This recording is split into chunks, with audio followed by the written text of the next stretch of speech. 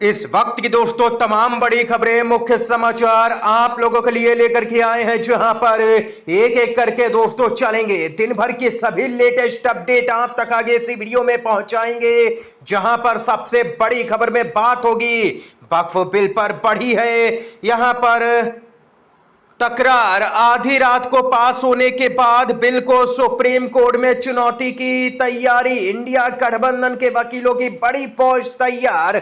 जानेंगे पूरी खबर को। राज्यसभा में अचानक से पलटा है नंबर गेम, इसको लेकर के भी ताजा आंकड़े सामने निकल के आ चुके हैं। तीसरी बड़ी खबर में बात होगी बीजेपी सांसदों की संख्या कम होना शुरू हो चुकी है। पार्टी में भयंकर फूट, 4 सांसद छोड़ेंगे साथ, कभी भी दे सकते हैं इस्तीफा। इंडिया गठबंधन की ताकत बढ़ेगी, कहां से खबर आ रही है पूरी खबर को आप तक पहुंचाएंगे। चौथी बड़ी खबर में दोस्तों बात होगी जेडीयू नेता का बड़ा ऐलान, सुप्रीम कोर्ट में चुनौती देंगे वक्फ बिल को, नीतीश भी हैरान। बात होगी दोस्तों आगे वीडियो में विस्तार से। सोनिया गांधी राज्यसभा में वक्फ बिल देखते ही बेकाबू हो गई है मोदी सरकार पर। दोस्तों एक एक करके चलेंगे, तमाम बड़ी खबरें विस्तार से आप तक आगे इसी वीडियो के माध्यम से पहुंचाएंगे। उससे पहले अगर आप लोग भी खुले तौर पर गोदी मीडिया का बहिष्कार करते हैं, विरोध करते हैं, तो अभी इस वीडियो को लाइक कीजिएगा दोस्तों। चैनल को सब्सक्राइब करके कमेंट बॉक्स में #बाइकआउट गोदी मीडिया जरूर ही कमेंट कीजिएगा। सबसे पहले और बड़ी खबर बताते चले। बड़ी खबर आ रही है कि वक्फ बिल के खिलाफ में सुप्रीम कोर्ट जाएगी डीएमके। काली पट्टी बांध करके जबरदस्त प्रोटेस्ट देखने को मिल रहा है। जी हां दोस्तों, वक्फ बिल के खिलाफ में सुप्रीम कोर्ट का दरवाजा खटखटाएंगे जेडीयू के नेता गुलाम रसूल बलियावी की तरफ से बड़ा बयान आया है। यानी कि जेडीयू जिसने यहां पर समर्थन कर दिया है वक्फ बिल का लोकसभा में और समर्थन में वोटिंग की आधी रात को, और अब उसमें ही यानी कि जेडीयू में ही फूट पड़ती हुई नजर आ रही है। जेडीयू के नेता ही सुप्रीम कोर्ट जाने की तैयारी कर रहे हैं। वक्फ बिल को सुप्रीम कोर्ट में चुनौती देगी टीएमके। सीएम स्टालिन बोले तमिलनाडु लड़ेगा और सफल भी होगा। तमिलनाडु के मुख्यमंत्री एमके स्टालिन ने लोकसभा में वक्फ संशोधन विधेयक पारित होने की कड़ी निंदा की और ऐलान किया कि डीएमके इस कानून को सर्वोच्च न्यायालय यानी कि सुप्रीम कोर्ट में चुनौती देगी। तमिलनाडु विधानसभा में सीएम स्टालिन ने कहा कि तमिलनाडु लड़ेगा और इस लड़ाई में उसे सफलता भी मिलेगी। लोकसभा में विधेयक पारित होने के विरोध में डीएमके विधायकों ने विधानसभा सत्र के दौरान काली पट्टियां बांधी। सीएम स्टालिन ने आगे कहा, हालांकि यह सदन से पारित हो गया है, लेकिन इसके खिलाफ में बड़ी संख्या में वोटों को नजरअंदाज नहीं किया जाना चाहिए। मुख्यमंत्री ने कहा कि 232 सदस्यों ने विधेयक का विरोध किया, यह रेखांकित करते हुए कि यह कोई मामूली आंकड़ा नहीं है। उन्होंने कहा कि विपक्ष और भी मजबूत हो सकता था, इस कानून को पूरी तरह से वापस लिया जाना चाहिए। मोर्चा खोल दिया गया है सुप्रीम कोर्ट में, यहां पर चुनौती दी जाएगी वक्फ बिल को। ये यहां पर तैयारी हो रही है दोस्तों। इंडिया गठबंधन यहां पर पूरी तैयारी कर रहा है, वकीलों की पूरी फौज उतारी जाएगी सुप्रीम कोर्ट में। इन सब के बीच में खबर आ रही है पश्चिम बंगाल में बीजेपी के 4 सांसद किसी भी वक्त टीएमसी में शामिल होंगे। बीजेपी की संख्या लोकसभा में 236 पर आ जाएगी, जो अभी 240 पर है। जी हां दोस्तों, ताजा जो जानकारी आ रही है उसके अनुसार ममता बनर्जी के फैसले के बाद भाजपा के सांसदों की संख्या 236 पर ही रह जाएगी। कुछ ही दिनों के अंदर पश्चिम बंगाल में एक बड़ा खेला होने जा रहा है। ये यहां पर दोस्तों अपडेट आई है। ममता बनर्जी लगातार भाजपा को एक के बाद एक बड़े झटके दे रही हैं। इन सब के बीच में दोस्तों कल आधी रात को वक्फ बिल लोकसभा में पारित करने के बाद गृह मंत्री अमित शाह ने रात 2 बजे मणिपुर में राष्ट्रपति शासन की समय सीमा बढ़ा दी। दरअसल मणिपुर में 13 फरवरी को राष्ट्रपति शासन लागू हुआ था और 2 महीने के भीतर संसद में इस फैसले को पारित किया जाना था। इस बीच यहां पर जो खबर आ रही है बताते चले। टीएमसी की सांसद महुआ मोइत्रा का बड़ा बयान, वक्फ बिल के समर्थन और विरोध में केवल 50 वोटों का ही अंतर है, जिससे समझा जा सकता है कि यह बिल जनादेश के विरुद्ध है। भारत के सेकुलर लोकतंत्र के लिए आज एक बहुत ही काला दिन है, ये टीएमसी सांसद महुआ मोइत्रा की तरफ से कहा गया। राज्यसभा के सांसद कांग्रेस पार्टी के इमरान प्रताप गढ़ी ने कहा कि देश की संसद रात में 2 बजे तक चल रही थी और उधर रात 1:30 बजे अमेरिका भारत पर टैरिफ लगा रहा था। देश और विशेष रूप से बीजेपी के मतदाताओं को यह समझना चाहिए कि वक्फ संशोधन विधेयक लोगों का ध्यान भटकाने के लिए एक प्रायोजित कार्यक्रम था।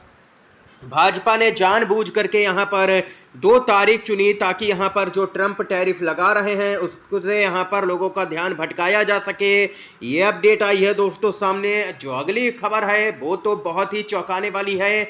राज्यसभा में आखिर नंबर गेम क्या है, आंकड़ा क्या है, बिल पास हो पाएगा या नहीं, ये जानेंगे। लेकिन उससे पहले आप लोग कमेंट बॉक्स में अपनी महत्वपूर्ण राय जरूर ही बताइएगा कि आप लोग वक्फ बिल के समर्थन में खड़े हैं या फिर विरोध में। दोस्तों सीधे खबर की तरफ बढ़ते हैं। वक्फ बिल पर आज राज्यसभा में आर पार की लड़ाई। नंबर गेम में कौन यहां पर आगे है। वक्फ बिल राज्यसभा में भी पेश किया गया। वक्फ संशोधन विधेयक लोकसभा से पारित होने के बाद आज राज्यसभा में भी पेश किया गया। और वहीं दोस्तों बताते चले कि राज्यसभा में केंद्र सरकार को ज़्यादा मुश्किल नहीं होगी, क्योंकि आंकड़े यही गवाही दे रहे हैं। टीडीपी और यहाँ पर उसकी कई पार्टियां हैं, जेडीयू जैसी, जो कि बीजेपी के समर्थन में खड़ी हैं। आंकड़ा काफ़ी चौंकाने वाला है। बताते चले राज्यसभा में वक्फ संशोधन बिल पेश किया गया। राज्यसभा में इस समय 236 सांसद है टोटल, जिस वजह से यहां पर बहुमत के लिए 119 सांसदों के समर्थन की जरूरत पड़ती है। राज्यसभा में बीजेपी के पास में 98 सांसद मौजूद हैं। संसद के ऊपरी सदन राज्यसभा की बात करें तो यहां सदन की मौजूदा स्ट्रेंथ 236 सदस्यों की है। इसमें बीजेपी का संख्या बल 98 है। गठबंधन के लिहाज से देखें तो एनडीए के सदस्यों की संख्या 118 के करीब है, जो कि बहुमत के आंकड़े से एक कम है। 6 मनोनीत सदस्यों को भी जोड़ लें तो आमतौर पर सरकार के पक्ष में ही मतदान करते हैं। तो नंबर गेम में एनडीए 124 तक पहुंच जा रहा है, जो विधेयक पारित कराने के लिए जरूरी 119 से 5 अधिक है। कांग्रेस के 27 यहां पर राज्यसभा सांसद हैं और कुल मिलाकर के इंडिया गठबंधन के दलों के 88 सदस्य राज्यसभा में हैं। ये यहाँ पर दोस्तों पूरा राज्यसभा का नंबर गेम है। आप लोगों की क्या कुछ राय है इस खबर को लेकर के बताइएगा जरूर ही कमेंट बॉक्स में। जो अगली अपडेट है बताते चलें। वक्फ बिल जबरन पारित कराया गया। सोनिया गांधी ने विधेयक को लेकर के की गई जल्दबाजी के लिए मोदी सरकार को जबरदस्त तरीके से घेरा। केंद्र सरकार ने वक्फ संशोधन बिल लोकसभा में जबरन पारित करवाया है। यह विधेयक संविधान पर एक हमला है।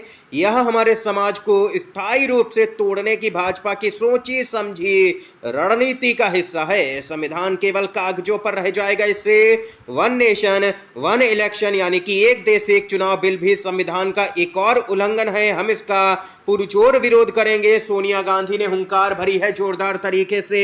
दोस्तों कुछ ही सीटों की वजह से यहां पर लोकसभा में बहुमत नहीं हो पा रहा है इंडिया गठबंधन के पास में, और जिसका प्रमुख कारण है टीडीपी और जेडीयू। ये यहां पर अपडेट आई है दोस्तों बेहद ही चौंकाने वाली खबर आ रही है सामने। सुप्रीम कोर्ट के न्यायाधीश सार्वजनिक करेंगे अपनी सारी संपत्ति। जजों की बैठक में लिया गया अहम फैसला। अब सुप्रीम कोर्ट के न्यायाधीश अपनी संपत्ति को सार्वजनिक करेंगे। सीजीआई का फैसला। शीर्ष अदालत में हुई न्यायाधीशों की बैठक में यह बड़ा फैसला लिया गया है। बैठक में तय हुआ है कि जज अपनी संपत्ति की घोषणा मुख्य न्यायाधीश के सामने करेंगे। हालांकि इसे कोर्ट की वेबसाइट पर घोषित करने का फैसला स्वैच्छिक होगा। सर्वोच्च न्यायालय की वेबसाइट के मुताबिक बैठक में जजों ने संकल्प लिया है कि न्यायाधीश जब भी पदभार ग्रहण करेंगे या कोई अहम जिम्मेदारी लेंगे तो उनको मुख्य न्यायाधीश के सामने अपनी संपत्ति की घोषणा करनी चाहिए। मुख्य न्यायाधीश को भी अपनी संपत्ति की घोषणा करनी चाहिए। ये यहाँ पर दोस्तों अपडेट आई है सामने निकल के। बैठक में भारत के मुख्य न्यायाधीश संजीव खन्ना सहित 30 न्यायाधीशों ने अपनी संपत्ति की घोषणा की। ये यहाँ पर अपडेट आई है दोस्तों सामने।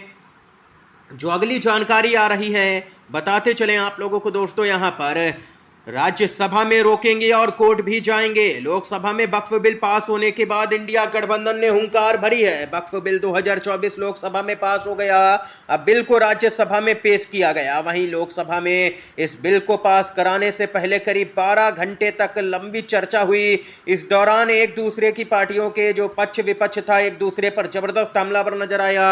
एआईएमआईएम के सांसद असदुद्दीन ओवैसी ने तो बिल की कॉपी तक सदन में फाड़ दी। फिर स्पीकर से वोटिंग कराई गई तो 288 सांसदों ने बिल के पक्ष में और 232 सांसदों ने बिल के विरोध में वोट किया। सबसे महत्वपूर्ण वक्फ संशोधन विधेयक लोकसभा में पारित होने के बाद समाजवादी पार्टी के सांसद जियाउर रहमान बर्क ने कहा कि हमने बिल का जोरदार विरोध किया। जनता इस इतिहास और बिल को पारित करने के तरीके को माफ नहीं करेगी। अगर आप किसी खास समुदाय को निशाना बनाएंगे तो देश का विकास नहीं होगा। जनता एनडीए के सहयोगियों को माफ नहीं करेगी, चाहे वे बिहार से हों या आंध्र प्रदेश से या कहीं और से। हम राज्यसभा में भी बिल का विरोध करेंगे और बिल के खिलाफ अपनी लड़ाई जारी रखेंगे। हम सड़कों पर भी उतरेंगे और अदालत का भी दरवाजा खटखटाएंगे, यानी कि सड़क से लेकर के संसद तक और कोर्ट तक भी लड़ाई लड़ी जाएगी। ये इंडिया गठबंधन ने ऐलान कर दिया है दोस्तों। इसके साथ ही जेडीयू और टीडीपी की मुश्किलें बढ़ने जा रही हैं और खासकर जेडीयू का सफाया होगा बिहार के विधानसभा चुनाव में। वक्फ बिल क्योंकि यहां पर जेडीयू, टीडीपी, आरएलडी और चिराग पासवान की एलजेपीआर की वजह से ही यहां पर पारित हुआ है। और इतना ही नहीं, बताते चले कि 288 समर्थन में वोट पड़े, विरोध में 232। अगर इसमें अंतर देखा जाए तो 56 का वास्तविक अंतर आता है निकल के, और जिसमें जेडीयू की 12 सीटें हैं, टीडीपी 16, आरएलडी 2, एलजेपीआर 5। और अगर यहां पर देखा जाए तो 232 जो विरोध में वोट पड़े, अगर ये चारों ही पार्टियों को जोड़ दिया जाए इंडिया गठबंधन के साथ में तो आंकड़ा 267 हो जाता है इंडिया गठबंधन का। और जो समर्थन में वोट पड़े थे 228, उसमें से अगर 35 सीटें इन्हीं चार पार्टियों की माइनस कर दी जाएं तो 253 का आंकड़ा आता है, यानी कि बीजेपी बहुमत से काफी पीछे, इंडिया गठबंधन बहुमत के पास। अगर ये चारों ही पार्टियां बिल के खिलाफ जाती तो इंडिया गठबंधन भाजपा को 14 वोटों से हरा देता। जेडीयू इस साल बिहार में पूरी तरह से समाप्त हो जाएगी। सोशल मीडिया पर लोगों ने जमकर के अपनी भड़ास निकाली है दोस्तों, टीडीपी, जेडीयू, आरएलडी और एलजेपीआर पर। इस समय की तमाम बड़ी खबरें दोस्तों, मुख्य समाचार थे जो हमने आप तक पहुंचाए। वीडियो दोस्तों अगर आप लोगों को पसंद आया हो तो लाइक कीजिएगा, इन खबरों को शेयर कीजिएगा अपने दोस्तों में, और चैनल पर नए हैं तो चैनल को सब्सक्राइब कीजिएगा। आप सभी का बहुत बहुत धन्यवाद। जय हिंद, जय भारत।